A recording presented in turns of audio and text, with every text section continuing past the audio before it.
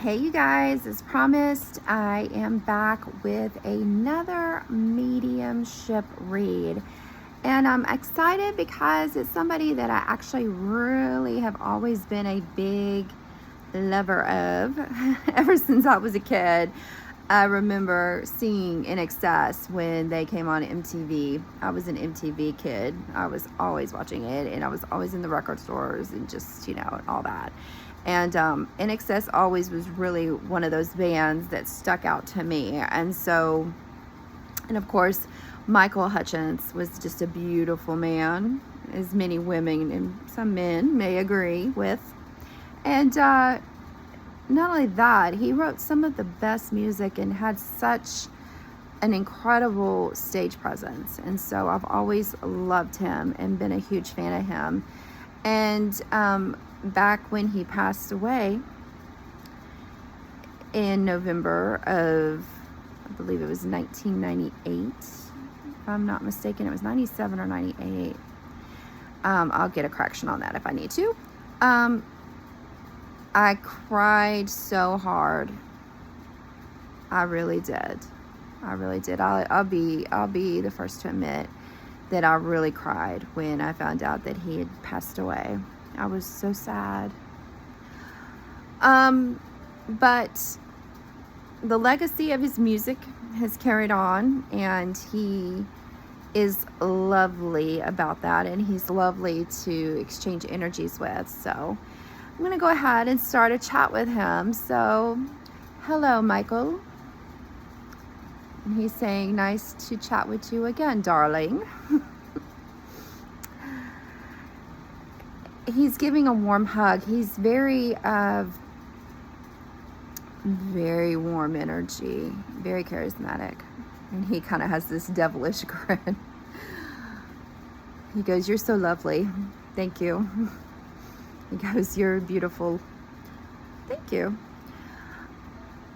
So, Michael, one thing that I have always picked up from you is that after everything happened with you, and the band kind of started to resume and have different people, different singers that came into the picture, how did you feel? And he said they made good choices. I never wanted the band to stop. Just because I was gone, it didn't mean that they didn't have to continue on, despite some of the choices they made in the process.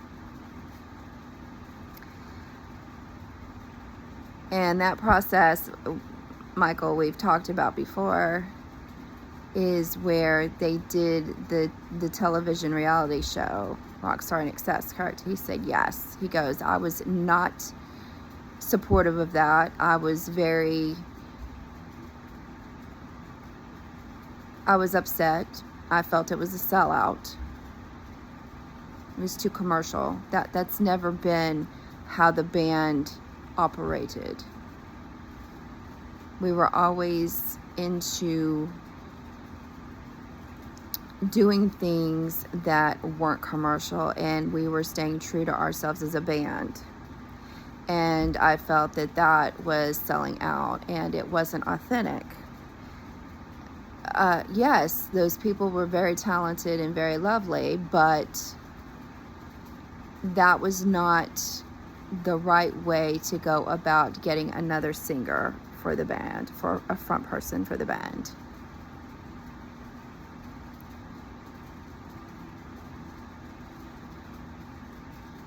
I miss them all. I miss them all. I miss Andrew. Andrew and I had a very unique way and flow of writing music. He always had the melodies, and I always had the poetry.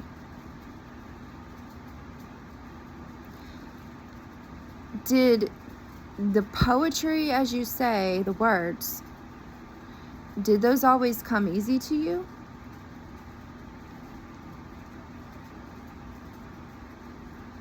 He's saying that he was a Renaissance man in a way. I was a Renaissance man.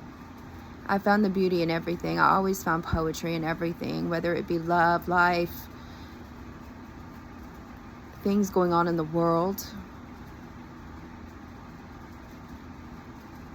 I always found poetry. I always found a way to express myself through the words, through the poetry.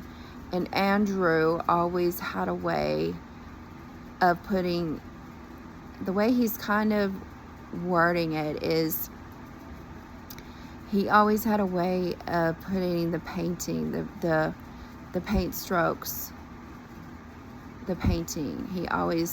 They always finished the painting. Andrew was the canvas, and I did the painting. I did the paint strokes, and together we created it into so many pieces of art.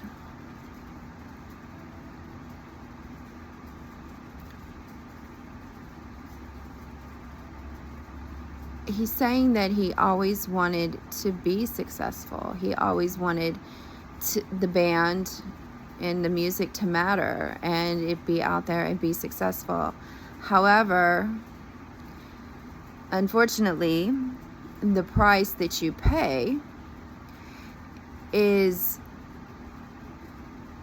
losing your privacy and everybody wanting a piece of you, and you can't trust people. And he refers to being very burnt, and he was one of those types that before INXS became very successful, he was one of those that really was, the way he's saying, he was a lad, he was a mate, he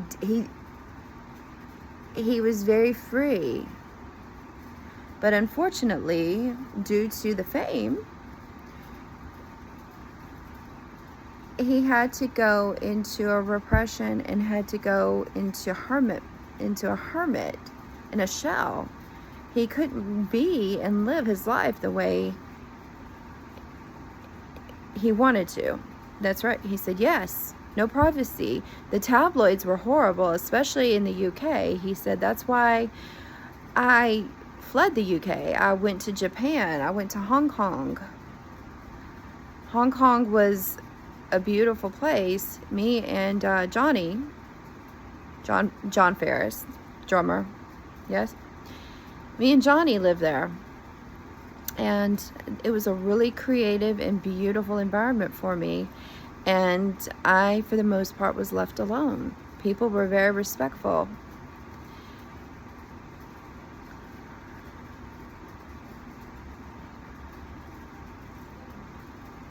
He's watching, yes, he's mentioning Tiger Lily. We're not going to, yes, of course, we're going to respect her privacy, and we're not going to talk about her too much, but he is acknowledging, of course, he's very protective. His daughter, Tiger Lily, he watches over her. He is always with her. Him and her mother, who is passed as well, Paula, are always watching over Tiger Lily.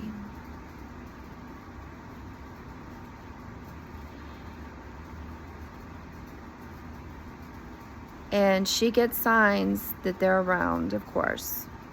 And they're very happy, very proud of the beautiful woman now that she's become.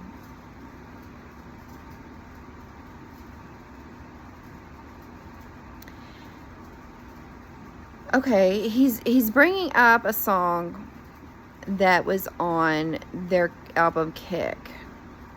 It's the beginning track. It's called Guns in the Sky. Michael, why are you bringing that song up in particular?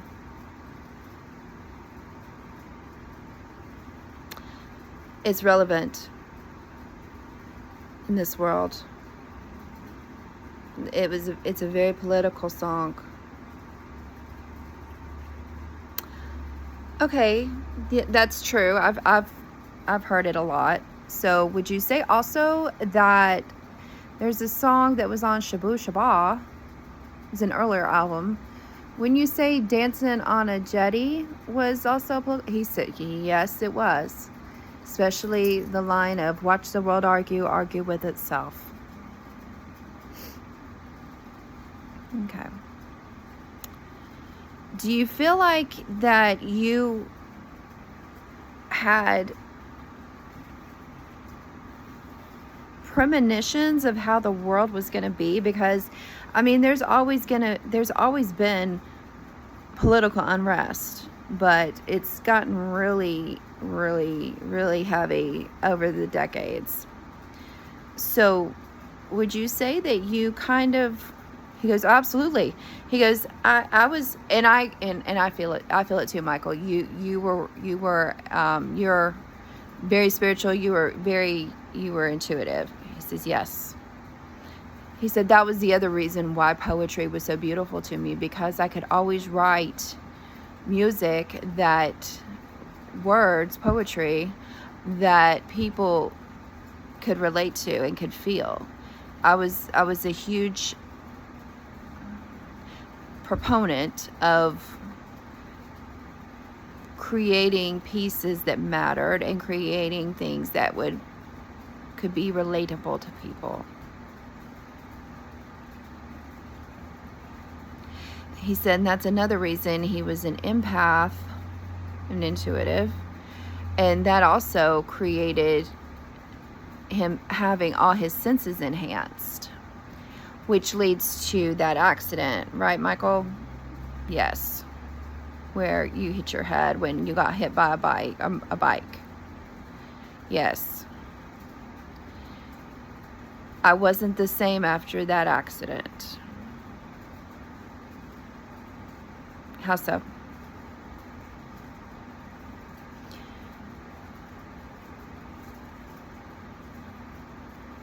I lost my sense of taste and smell. And those are two of my senses that I completely thrived on and lived through.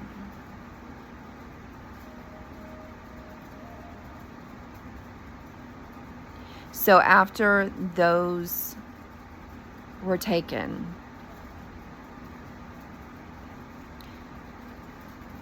I fell into a deep depression. And I also had brain damage from the accident where I hit my head. That created me being in a situation where I lost a lot of my will to live. I was in a dark and deep depression. I hated the world. The world hated me. I lashed out at people that I absolutely loved and all my mates. I would love to tell my mates. He's referring to the band, to the members, to the guys in the band. He says, my mates, yes. That I'm so sorry that I caused them any pain or difficulties and things ended the way they did. There was a lot of strife and a lot of hostility, and they wanted to help me, but I didn't want the help. Therefore, I closed myself off further, and I did indulge in drinking and spirits. I didn't want to live anymore.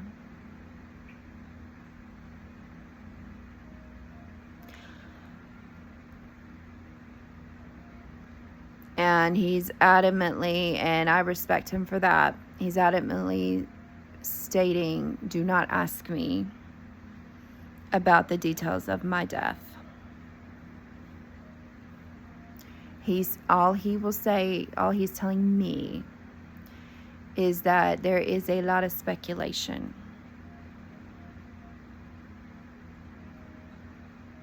And the truth will never come out.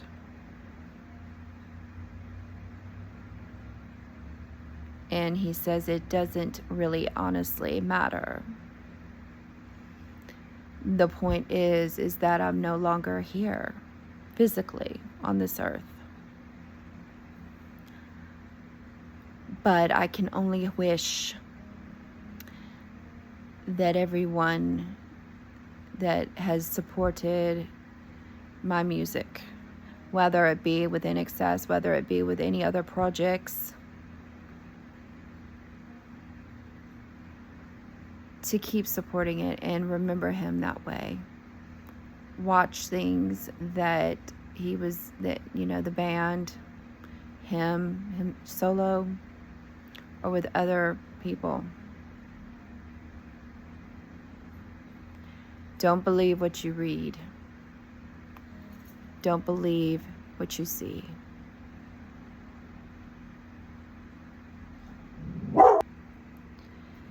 So what else would you want the world to know, or what do you have another message? Really, I just want people to know and believe in everything that I created and continue to live and love. And I did love each and every person that I touched and I was around and that cared for me. If they're still there, I still am with you. I still send you reminders of who I am and where I am and things that we had as memories and had experiences of. And I'll cherish it always. Ultimately, it was my time. I wasn't necessarily ready, but it was time. But don't always believe what you see or hear. Just remember me the way that you want to remember me as. Okay, thank you, Michael, for reaching out. And as always, I enjoyed our little chats. And he said, absolutely, darling. Cheers. And he gave a peace sign. And he's walking away. So that was a chat with Michael Hutchence. Lovely, lovely energy, lovely. So I am going to go ahead and end this live. Well, it's not a live, actually. It's pre-recorded. I'm so used to being in lives with others that I think I've gotten into saying live. But that concludes this meeting.